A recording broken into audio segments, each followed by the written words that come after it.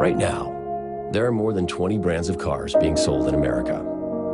So let's say you were starting with all new cars. What would you have to do to stand out? You would have to go further. With plug-ins that are projected to take you over 100 mpge. With gas vehicles equipped with EcoBoost engines, combining power and efficiency. And with advanced technology that not only hears your voice, but that opens doors for you and practically parks itself. If you wanted to truly redefine what a car could be, you'd have to go further than anyone thought you could go. And then you'd go further.